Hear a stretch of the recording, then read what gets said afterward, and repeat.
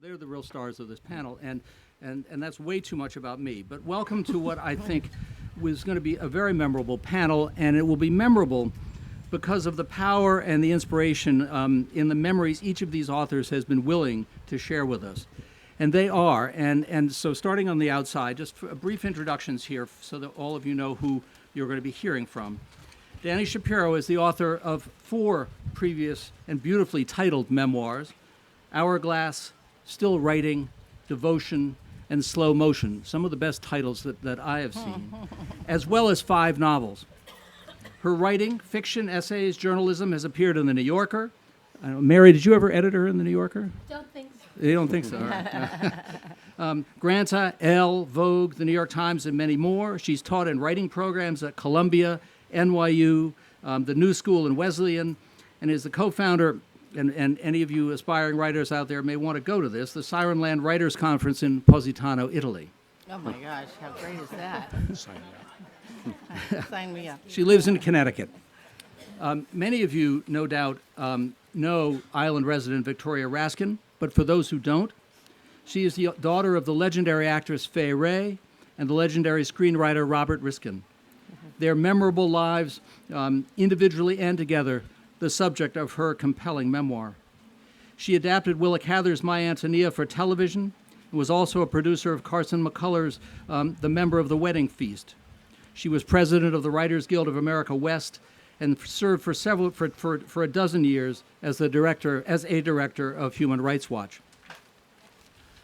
Kwame Onwuachi is the executive chef at Kith and Kin and the owner of the Philly Wing Fry franchise in Washington, D.C.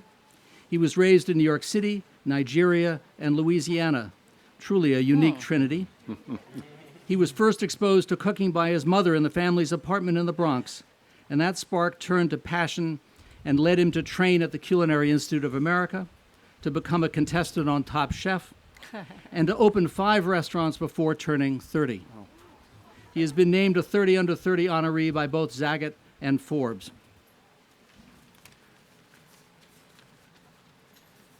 Mary Norris grew up in Cleveland, but her passion for the classics, and especially Greek, brought her east to college at Rutgers University in New Jersey. She joined the New Yorker soon out of college. Truly, the most perfect publication for someone addicted to language. And for several decades as copy editor and copy chief, she polished so many of the articles that you have read over the years in that wonderful magazine, and loved those articles without ever knowing the hand that guided them. Now you do. She is the author of the best-selling and utterly beguiling account of her years at the New Yorker, Between You and Me, and she lives in New York City. Admiral William McRaven, when Admiral William McRaven retired in 2014, he had served for 37 years, longer than anyone, as a Navy SEAL.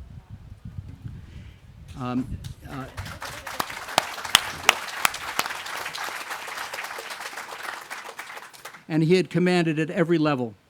As a 4-star admiral, his final assignment was as commander of all U.S. Special Operations Forces. After retiring, he served as chancellor at the University of Texas from 2015 to 2018, and he lives in Austin, Texas now, and is the author of the New York Times #1 bestseller, Make Your Bed, which persuasively argues that making your bed every day is both the act and the metaphor for getting ahead in life. Is that a fair assessment? Fair assessment.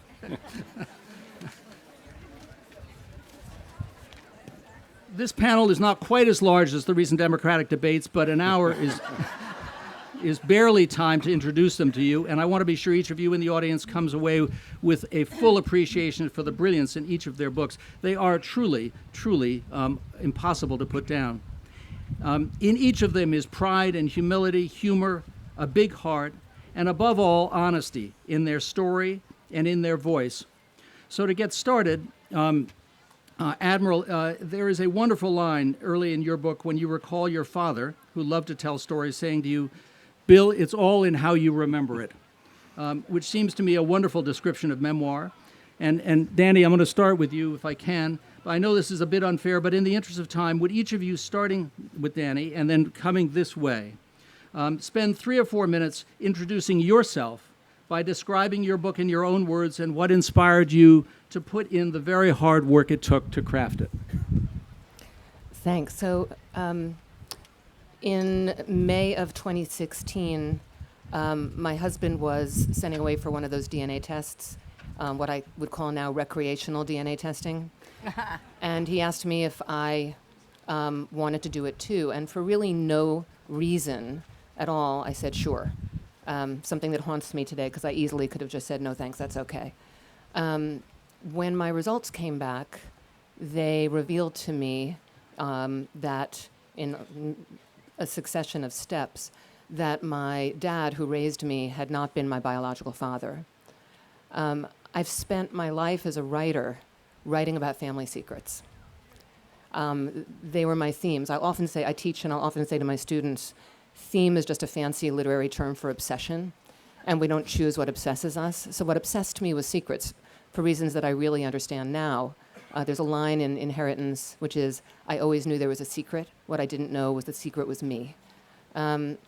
I quickly came to understand that my parents had been having trouble conceiving, that they had gone to an institute in Philadelphia where sperm was mixed, donor sperm, and the sperm of the intended father, to protect the family from ever really knowing whether the child was the father's or not. And so this all happens in the first 20 pages of my book.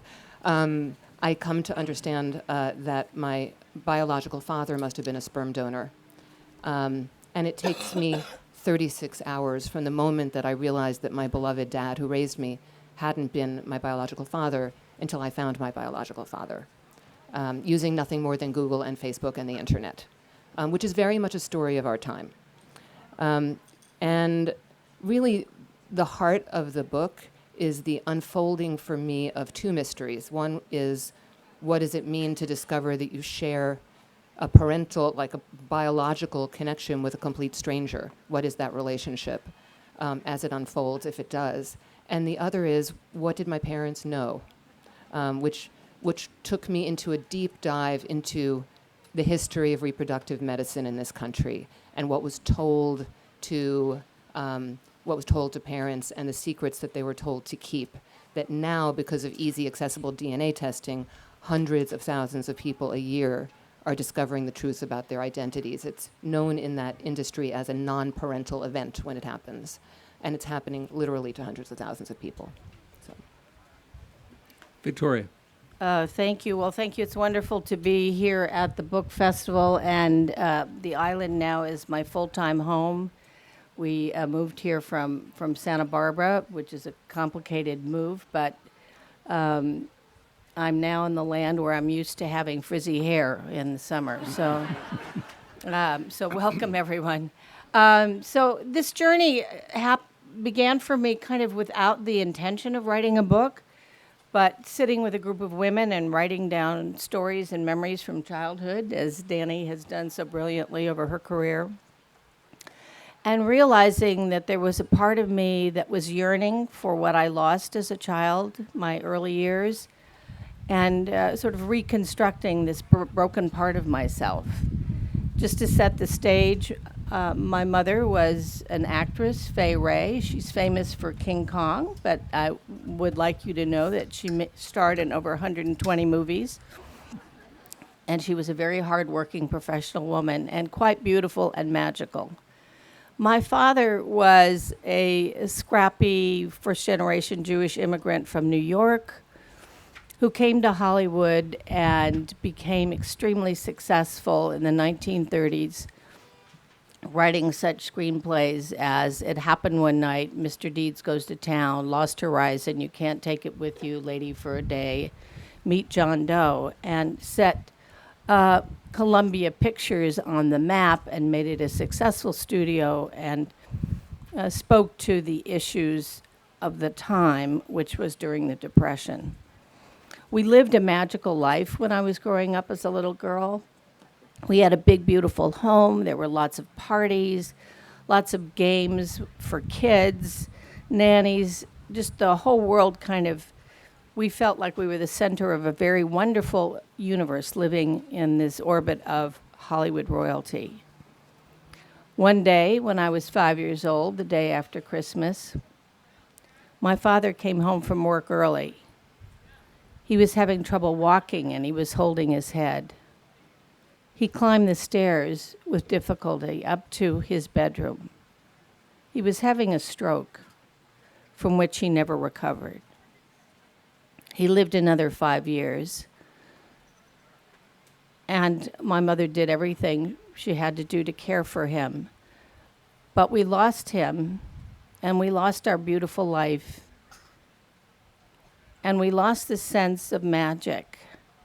And so I was emotionally stuck there, because as a little girl, I had imagined that he wasn't in a convalescent home, but that he was on the beach in the south of France. I don't know why I picked that, but why wouldn't I, right? And I would one day be old enough to go and find him, and we would be together again, and life would be whole. Well, it never was going to be whole.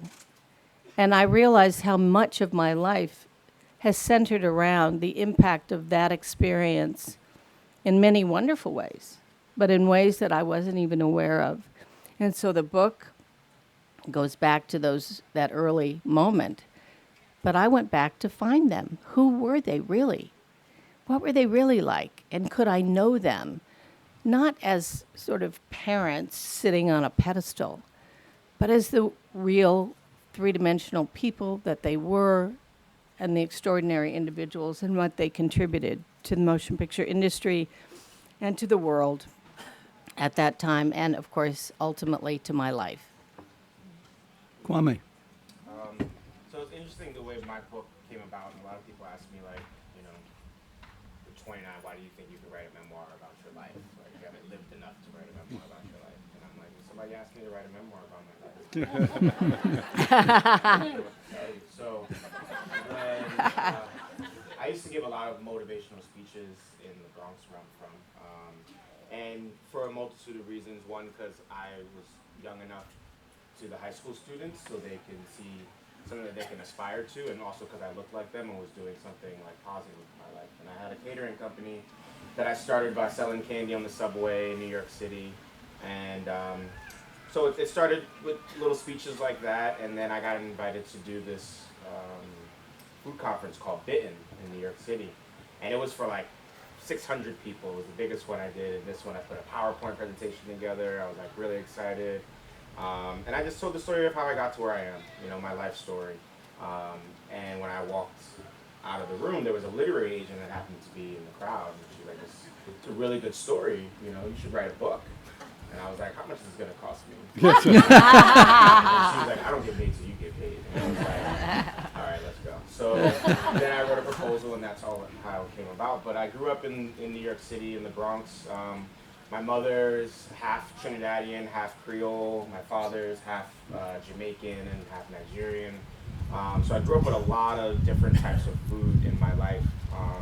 My mother was an accountant but wanted to spend more time with us. She was tired of seeing babysitters raise me and my sister. So she quit her job and started a catering company. She started a catering company from the house. So me and my sister, probably definitely against the law, became her first two employees. I was 5 and she was 10. So she would make it like a game, like, let's see who can peel the shrimp the fastest, you know, or I gotta run to the bathroom, stir this roux for me. And so, you know, I learned a lot of like technique at a very young age. And it was better than doing laundry, so I wasn't like that upset about it. But it also like sparked this level of creativity in me because I was too young to go to the events. So I was stuck home with all the mise en place, so my sister went and helped her with the events. And I would just be like a mad scientist in there, you know, trying things out. And that's where my love for food really came from. You know, and fast forward a couple years, I was 10 years old, and I was veering off in the wrong path, which is pretty easy to do. You know, in New York City, they say you grow up a lot faster than other cities, and I think it's because you're left to your own laurels a lot. You know, you have to start taking the train to get to school, and if you start hanging out with the wrong crowd on the train, that can affect your whole life trajectory, and it was. And my mother saw that, and she wanted to nip that in the bud. So she told me I was going to visit my grandfather for a couple weeks in Nigeria. Really excited. I don't know what I did to deserve this vacation. But when I got there, I quickly learned it wasn't a vacation, that I would be staying there. So school was starting in September, so I drove to a call center. It's not like we can just pick up a cell phone, you know. We had to go to an internet cafe and wait in line, and you know, we finally get there and I call her and I'm like, wow, it's September. School's starting soon. Like, I get it, you know, it wasn't a vacation, but she was like, you're not coming home until you learn respect. And so she left me there for 2 years, and I learned a lot of valuable lessons. And I'm not gonna lie to you, I did not come back a saint at all. I came back an American teenager, started getting into the same things that got set me out there in the first place. But as I got older, I started to realize the small things we have here in life, in America, that we take for granted, like water on the table or electricity. You know, we had to raise our own livestock there. We lived in a small village. So the book is, you know, the book tells a lot of little stories like that about my life, and it just shows another perspective. You know, it talks about the culinary industry as well, and how hard it is for a person of color to come up in, you know, the fine dining world. And I think you can replace the word chef for notes from a young black photographer, notes from a young black journalist, and the same narrative will remain true. You know, maybe not getting sent to Nigeria part, but the parts of, you know, it's tough. The closer you get to the top and there are less people that look like you, the harder it is to kind of break down certain barriers. So that's what the book is about. Wonderful. In my eyes. Mary. Okay, well, I always wanted to write. And growing up in Cleveland, you know, I would go to my room and write terrible poetry. And I thought that if I got a job at the New Yorker, I would soon be writing for Talk of the Town. And so for 35 years, I was a copy editor at the New Yorker. I was better at that than I would have been at waiting tables, though. And I learned a lot from all the writers that I worked with, and, you know, about the language and about also how to deal with writers and writing. And all that time I was writing, I wrote a novel that you've never heard of because it was never published, and I wrote a memoir that was never published, and I wrote a blog about parking your car on the street in New York City. And that had a small but faithful readership. It was not until I had tried my memoir, which was about having a transgender sibling, with another agent who turned it down, and I was on the verge, am I ever going to break through here? That somebody came to my office, somebody whose mother is here, in fact, her name was Eleanor Martin, and said, would you write about commas? Somebody has written a thing for the Times, Ben Yagoda, that makes fun of New Yorker commas, and we need to defend our commas. And I think it was, commas? Please don't make me write about commas. But in fact, one of my mentors at the New Yorker, ferocious proofreader, had made this comma shaker. It was just, you know, a can with a perforated lid, and she'd wrapped it in brown paper and written comma shaker on there and drawn commas. And that had come down to me, and I had been jockeying commas around for 30 years. So I was still a writer, despite not having much of a publishing record. So I thought, well, I guess it is up to me. So I wrote this thing called In Defense of Nutty Commas. And that was on the New Yorker's website, and that is when I first started getting attention as a writer. I started by writing about other things in New Yorker style, and eventually this book came out called Between You and Me, Confessions of a Comma Queen. It took me a long time to figure out that comma queen is a play on drama queen, but we are that. And while I was writing that book, I was invited, I'd been studying Greek since the 80s. It was one of the things I did while I was on the copy desk at the New Yorker. We had this nice night shift, so we're free during the day. I started studying Greek in order to travel to Greece. I was inspired by the movie Time Bandits, where Sean Connery plays Agamemnon, and he's shown in ancient Greece dueling with a minotaur, and the scenery behind him was so simple and elemental, just land and sky, and the land had nothing on it. It wasn't green, or It was just rocky. And I took that for ancient Greece, and that's when I decided, well, I want to go there. I later found out that that movie was shot in Morocco. But I started studying modern Greek, and then that led me, being in Greece for my first trip, led me to study ancient Greek when I got back. And that's when I was studying ancient Greek at the expense of the New Yorker. I had to talk them into it. They didn't think it was relevant at first, but they learned different. So while I was working on Between You and Me, I was invited, it was my 7th trip to Greece, to go on a press trip.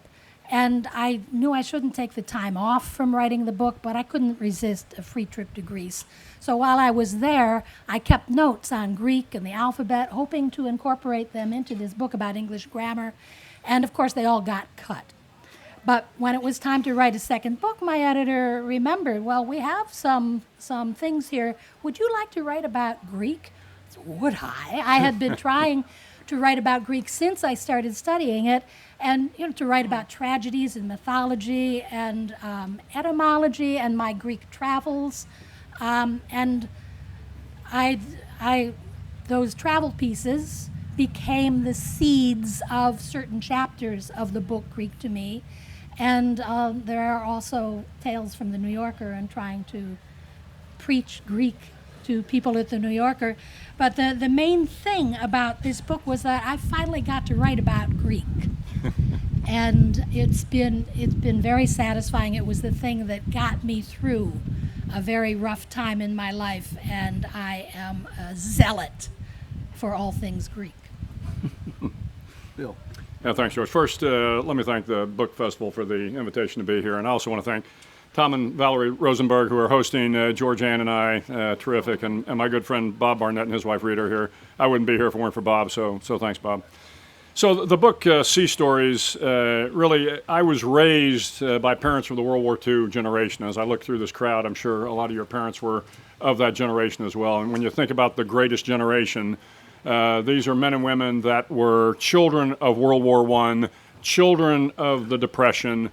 All the men went off to World War II, and a lot of them stayed on and fought in the Korean War. So growing up as a young boy, this generation, they were great storytellers.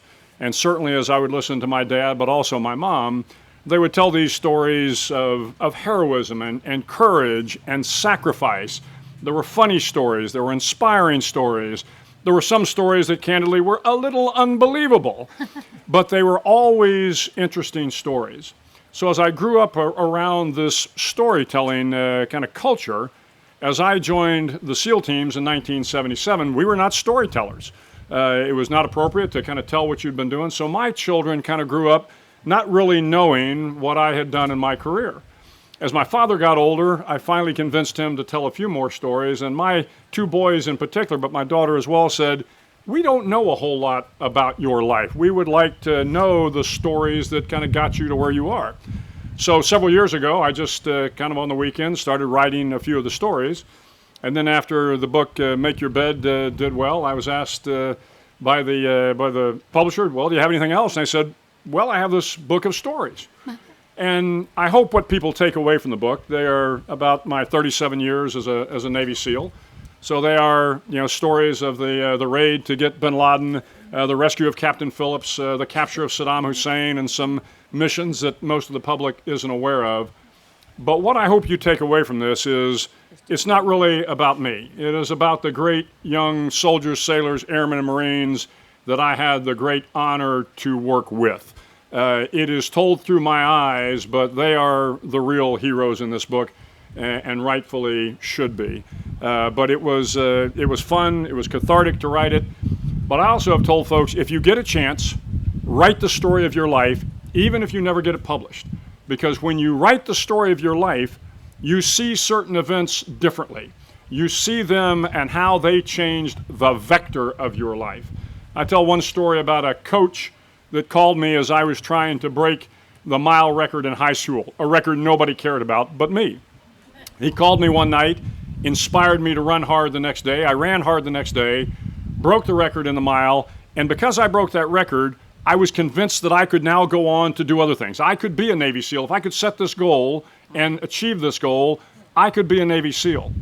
And that paid off, and of course, everything about the rest of my life went on another trajectory. And so when I look back on my life, I realize that one phone call changed my life forever. And people may not have an opportunity to go get bin Laden or to rescue Captain Phillips or to get Saddam Hussein, but you will have an opportunity to make that phone call, to inspire some young man or woman to do something different, and that will change their lives. And I hope that's what you take away from this book. Thanks, George.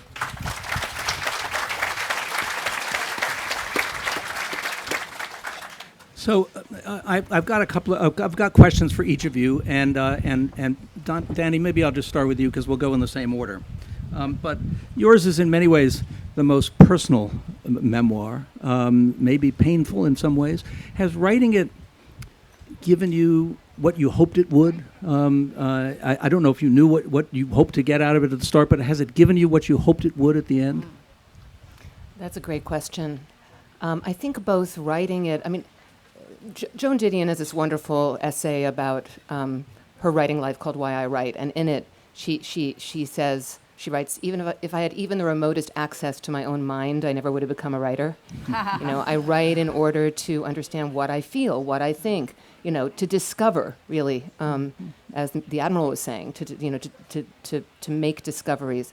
In this case, I was writing to discover literally the story of my life, and I was writing it from very much the center of it, from very close to when the events happened, but it was a combination of both the writing of this book and the bringing of this book into the world in January. I've been on the road since January when the book came out, and it's the connections with so many people, readers, but people who have had discoveries of their own family secrets, and the ways in which my events have become almost gathering places for people, for late discovery adoptees and people who were adopted and didn't know, for people who are making different kinds of discoveries for all sorts of reasons. I mean, we're kind of in the era of the end of the secret in certain ways, whether it's the Me Too movement or it's DNA testing or it's the way that there's so much that is accessible to us now, which I think ultimately is really a good thing. No doubt in my mind it's a good thing. It's also, yes, of course, a painful thing, but connection, which I think we're all so hungry for. I've been able to have this experience of really looking at people who come up to me who have tears rolling down their cheeks and saying, "You're not alone, you are so far from alone," and I'm kind of out there seeing it. So that's been enormously liberating for me. Also, simply, it's the truth. And I did an event not that long ago where during the Q&A, all the questions were handed to me on index cards, and I was shuffling through them, and one of them was, what good is knowing? Oh my gosh. And I took the question because, I mean, where do we begin with how good it is to know, ultimately, even if knowing can be hard? Yeah. I'm holding up Victoria's book because I just want to say something about it, that it is one of the most sumptuously illustrated books of this size that I've ever seen. There are an extraordinary number of photographs that are woven through the narrative. And I want to ask you, did they all come from your parents' scrapbooks or archives? Well, Tell the story. Tell the story of the images a little bit, and how they amplify your story. So they came from a variety of sources. My mother had given the family archives and photographs to USC Film Cinema Library. And so I spent several days down there combing through and finding and selecting. And then there's some photographs that are just personal family photographs. And then there are others that I found at other institutions that had a collection of cinema history.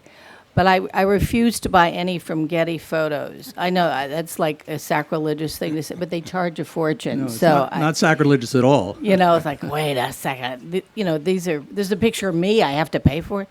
But I'll tell you a little story about the photographs because I collected them very carefully. And I want to say thank you to Random House and Vicki Wilson, who was my editor, and who just did a fabulous job. There's some clapping for Vicki, my goodness. who did a wonderful job of pushing me to help select these photographs. But I had them all very carefully placed for the final selections in some plastic boxes, file boxes. And we were living in Santa Barbara. And I don't know if all of you remember, there were some wildfires that came through Santa Barbara. And so I took them out, put them in my car, and when the fires passed through, I put them back in the house. And then there was an announcement we had to evacuate again, and that there was going to be perhaps some flash flooding. So I took the boxes and I put them upstairs on the second floor of our house, and went to the hotel and had a lovely dinner. And the rains came, and 3 days later, when I went back to the house was completely gone, along with all the photographs. Wow. So I just said I'm going to have to figure out how to recreate them, and, not to be discouraged, although I was a little discouraged. I got a call 2 weeks later. The top of our house had flown on top of our neighbor's house and crushed it.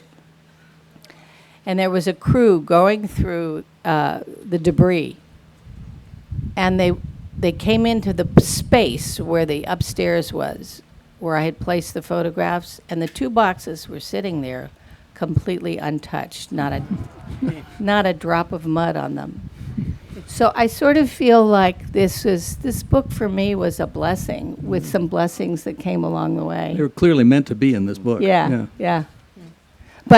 But I spent a lot of time thinking about how can I highlight this moment in history. Who do I want to emphasize during the labor wars? The films my parents made, some of them from Sony Pictures, others of them from these private collections, until I felt that that you could go along and see the story as well as read it. And that was really wonderful, and I'm grateful to Vicki Wilson and Random House for loving movies and old Hollywood the way that I do. Kwame, describe your mother's kitchen in the Bronx. I mean, it's a marvelous part of the book, and you have a gift for description. But you talk about being the inspiration for you. Describe it for everybody so that because it was a tiny place, Yeah, it was. and yet all of this inspiration came out of it. Yeah, absolutely. So we had a lot of kitchens growing up. We moved around a lot. The first kitchen, though, is a small little linoleum yellow floored kitchen that was, definitely hasn't been changed since the 70s or 60s. And there were these little indentations next to the stove. These 4 little indentations for my step stool that I would stand on next to her. There was a faux Formica countertop. A faux mica countertop. Wooden cabinets that I couldn't even reach, an old fridge, and that was pretty much, I think it was like 50 square feet, maybe, if that. And then the next one was a little bit bigger. It was more of like a hallway style. And this one I remember more vividly because, one, there was a fire escape in the kitchen that my mother would do all of her like jerk chicken or smoked wings or andouille sausage. Once she liked to break the law, clearly. So like she had, child labor going on and also smoking things off the fire escape. But it built character for sure. And there was a catering closet that was connected to it that became my bedroom. It was a small little closet because me and my sister got older. We couldn't all stay in the same room. So I stayed in the closet, but my sister and I would fight a lot. That's one of the other reasons why I got sent to Nigeria. And she would chase me around. So the closet was connected to the kitchen, and then it was also connected to the living room, and the living room connected to the kitchen. So we'd be running around this ring trying to chase each other. So that was While your mother was cooking, no doubt. while she was cooking normally, yeah. And there was fire going on the fire escape. It was a crazy scene. And describe one particular dish that you remember your mother cooking. I would have to say gumbo, seafood gumbo. It's one of the first things I learned how to make. You know, like I said, we would definitely take turns stirring the roux because you have to get it to this deep chocolate consistency and color without burning it. There's like a very thin line. So we would take turns. She would only use this wooden spoon that was like passed down. And she would also insist on making everything. So it started with the shrimp stock. Like that was the best part. So all of the shrimp that we would peel for the gumbo, we would use the shrimp shells to make the stock. And then she would make her house spice, which every like Creole or Cajun family has their own like house spice recipe. And she had her own. So we would have to measure all those things out. And then we would have the trinity, you know, the bell peppers, onions, and celery that would soften in the roux after it was a perfect color. Then you would pour in the shrimp stock and let that simmer for about 3 hours. And then add in your seafood and your chicken and your andouille sausage. So we would eat that like once a year. It was a really expensive dish, and that's normally what she would make for like birthday or like Thanksgiving was the gumbo. So that's something that's very, very near and dear to my heart. Anybody hungry out there now? Yes. Mary, describe the moment when your passion for Greek and Greece was ignited. Where did it come from? Well, I'd seen this movie. Yes, that's true. And Yes, Sean Connery. I went to, that's when I decided to go to Greece. I went into work the next day. I worked for a man named Ed Stringham in the department called collating at the New Yorker. It was before the word processor, and somebody would write by hand on a fresh proof the accepted changes from about 5 different sources: the fact checker, the proofreaders, the editor-in-chief, and the author. Anyway, it was kind of a network, the center of a network at the New Yorker, and Ed was a character. He came into the office around noon, and when the work was done, he stayed in the office reading until past midnight. And he was very organized about absorbing all of world culture. He started with ancient Greek and moved to Roman and German and Icelandic Eddas, and he read everything and he remembered it. So when I told Ed I'm going to go to Greece, I think I want to go to Greece, right away he showed me on a map. We had a map of Europe on the wall where he had gone on his first trip to Greece. It was a cruise. Athens, I think it was Santorini, Crete, and Rhodes or some of the Dodecanese.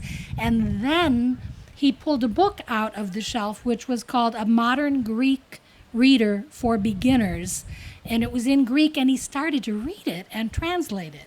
And that was, for me, a Helen Keller moment, because I had the idea, well, I'll go to Greece, I'll see Sean Connery. It had not occurred to me yet that I could learn Greek. And so Ed was my mentor there. He just, he helped me right away. We found a course in modern Greek at NYU, and I started learning the basic things you need to travel. And then I found a wonderful teacher up at Barnard named Dorothy Gregory, who taught modern Greek at Barnard and took me on as a private student. She was from Corfu. And I studied Greek for a year, modern Greek, for a year before I went to Greece.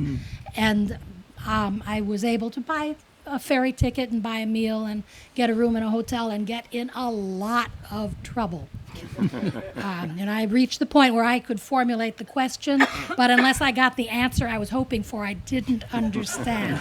That's, you say, then Katalava. That would be my middle name in Greek. She didn't understand. But it grew and grew, and it was that moment realizing that I could be literate in Greek. The Greek word barbarian means anyone who does not speak Greek, because anyone who didn't speak Greek they thought was just saying bar, bar, bar, bar, bar, bar, bar. That's where barbarian comes from.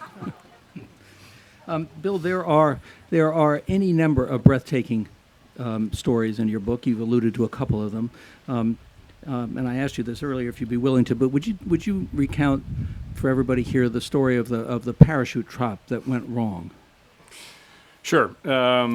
Before I talk about the parachute drop, though, I think to put the chapter in context, let me go back just a little bit. when you go through SEAL training, very early on, they give you this inflatable boat, a rubber boat called an inflatable boat small, about 8 feet long, 7 guys carry it. And the first thing they're trying to teach you is teamwork. And they tell you, look, we're going to give you a simple mission. You go out through the surf zone, you paddle down a few miles, you come back in. And you find out very quickly in the SEAL teams that we're called the SEAL teams for a reason, because it really does require a team to get that boat, through the surf and down. But the other thing you realize is that I don't care if you are the biggest, the strongest, the fastest, the most talented SEAL, you can't paddle that boat by yourself. So now let me fast forward about 25 years. I've been in the SEAL teams 25 years. I am now the commander of all the SEALs on the West Coast. And we go out for a routine training parachute drop. And we take off in a C-130 cargo plane, get up to about 13,000 feet. It's a beautiful day in San Diego, not a cloud in the sky. You can see the Pacific Ocean. You can see Mexico. And what you're supposed to do is the ramp comes down in the back. Again, you're not hooked up to the airplane. It's called a freefall parachute jump. You jump off the back of the ramp. You fall from about 13,000 feet down to about 5,500 feet. You look around, nobody around. You pull your ripcord, parachute opens, and you glide nice and easily to the ground. Well, this particular day, again, beautiful day, ramp comes down, a couple guys go out, I look around, I jump out, I get stable, so you tend to flop a little bit, I get stable, so I'm falling, and I look off to my left, and there's 2 guys below me over here, and then there's 1 guy off here to my right. Well, I'm kind of watching this guy because he's starting to drift underneath me, and that's never a good thing. But as I'm watching this guy, he's starting, and all of a sudden this guy's underneath me. And I look at my altimeter, and it's too late. He opens his parachute. And in relative terms, I'm moving at 120 miles an hour, and he has stopped. So I hit his parachute, and it's much like, I'm assuming, getting hit by an airbag. So it hits me, kind of stuns me, and spins me out of control. And now I'm falling about 120 miles an hour towards the ground, and frankly, I'm not exactly sure what's happened. I realize I'm stunned. What I should have done is gotten stable, but instead I reach for my ripcord, and I pull my ripcord. Well, the parachute, there's a pilot chute that pulls the main chute out. And because I was tumbling, the pilot chute comes out and wraps around one leg. The riser, another part of the parachute, comes out and wraps around the other leg. And so now I am kind of completely entangled in my parachute, falling towards the ground, thinking to myself, yeah, this doesn't look too good. But as I'm kind of fiddling with the parachute, trying to get it open, the good news is it opens. The bad news is it blossoms very quickly and cracks me in 2. And so it split my pelvis by 5 inches, pulled all the muscles out of my back, my stomach, fractured a little bit of my back, and the parachute was inverted. And then I end up landing about 2 miles from the drop zone. But the point I try to make in the chapter is not so much about the parachute drop and my injuries, because frankly, they pale in comparison to what I saw after 9/11. The young men and women that were hit in Iraq and Afghanistan. This was really just a scratch. But the point I try to make is, in order for me to kind of literally get back up on my feet, I went back to the lesson of the little rubber boat. It took a whole lot of people to get me back up and running. My wife, Georgianne, became my nurse. Guys came by and took care of me. My admiral made sure I was able to stay in the Navy. It really was about the fact that if you're going to get through life, we're all going to have tough moments. You really need to make as many friends as you can, have the goodwill of strangers and colleagues, because you can't paddle that boat by yourself. Right, And that was the lesson of the parachute drop. I promise you, if you read his book, that story comes up, you will not stop. It will not seem as if you've seen it or you've heard it before. You will want to read it again. We have 10 minutes for questions. So if anyone has any questions, if you could come up to the microphones here. Anybody want to be the first? Somebody's got to be the first. Please. So I'll confess, I'm trying to write memoir. How do you decide what to leave out? Anybody take it? Anybody Get a wanna- good editor. Make someone else do it. I think that's the art of memoir. Really, is what belongs. I don't remember whether it was Annie Dillard or Annie Lamott. So sorry to both Annies, but who said, you may not let it rip. And Vivian Gornick has this fantastic phrase, which is that writing memoir is about thinking about what will be of interest to the disinterested reader. It doesn't all belong. And I think the process really is this kind of winnowing of what I mean, ultimately, I feel that writing memoir often gets misunderstood as kind of somehow being solipsistic or really sort of internal, when in fact, it's the act of transcending your own life so you can see it. Anybody else want to add to that? Well, I just think you have to be honest, probe yourself, stay focused on what matters. And then you have to make sometimes difficult decisions because you may be writing about people in your family or in your life. And how do you want to describe them? Do you want to write about them? How will they feel? And be respectful to your journey, but also to those you love. Because I think sometimes people, I just think you have to be respectful to yourself. Yeah. Kwame, do you want to add anything to that? I was just gonna say, just leave out the boring stuff. Nobody wants to read about that, you know. But also, there are some interesting stuff that you have to leave out too, because it just doesn't flow. Yeah. And you just can't write everything, or else it'll just be like diarrhea of the mouth, you know. And it needs to like make sense chronologically. But if you start with leaving out the boring stuff, I think that's a good start. Bill?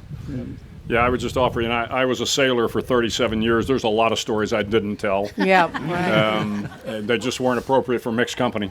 But I also think, to one of the earlier panelists' comments, I mean, I made a point of trying not to embarrass or degrade anyone because, frankly, you know, we all make mistakes in life. I work for some great folks, and I work for some knuckleheads.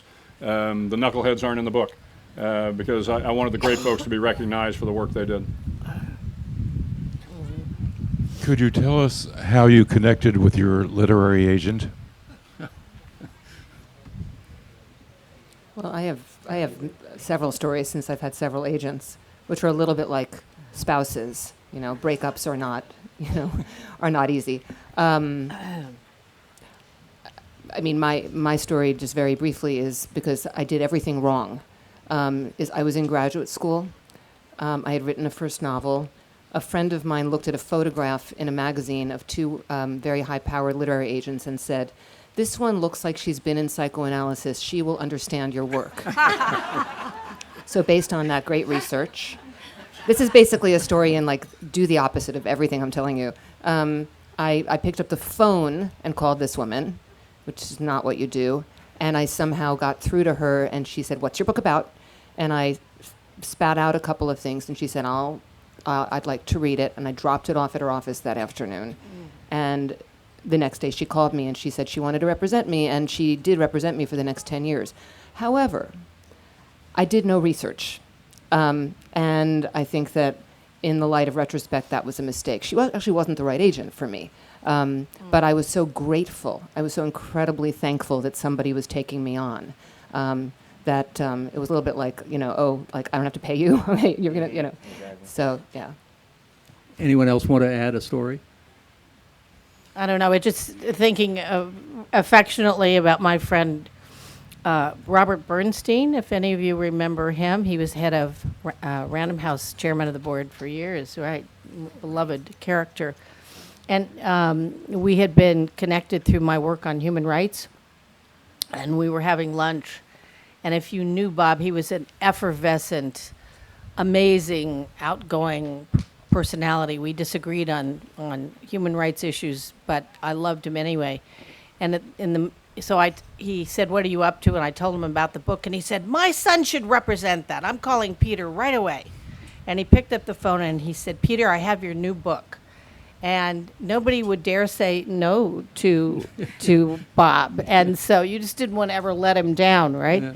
So it was pretty easy. It was just a lunch. And he picked up the tab. Well, before I Anderson, want to play- just sorry, add Bill. one because it's a terribly embarrassing admission here, but I want to admit it anyway. So when I retired from the military, first advice I got was get a good lawyer, get a good accountant. And I said, "Well, do you know a good lawyer?" And they said, "Well, we know this guy named Bob Barnett in Washington, D.C. He's a pretty good lawyer. Maybe he can help you out." And when I went to the University of Texas, Bob helped negotiate my contract. Well, about 3 years later, I decided I'm going to write this little book, but I don't know anything about the book business. So I called up Bob. I said, do you know anybody that knows anything about books? A little bit of a pause on the other end of the line. He says, yeah, I know. I said, yeah, but I'm looking for somebody that really knows the business.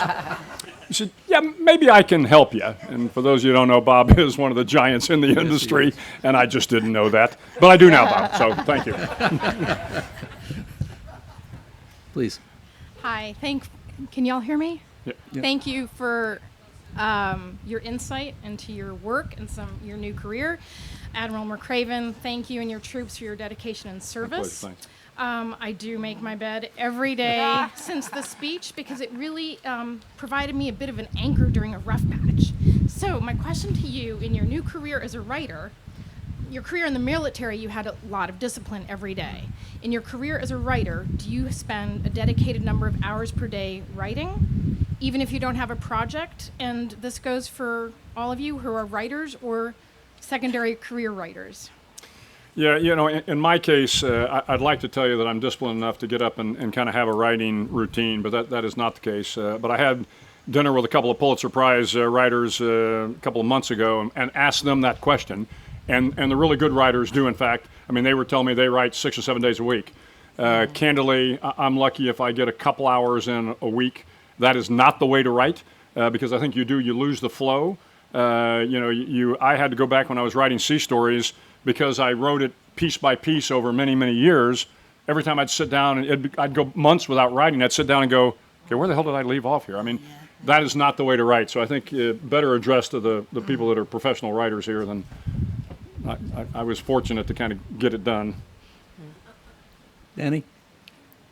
Well, it's funny, the whole make your bed metaphor, because one of the things I also say to my students is there are two kinds of people in the world: people who get up in the morning and make their beds, and people who would twitch if they left the house with their bed unmade, and then people who don't feel that way at all.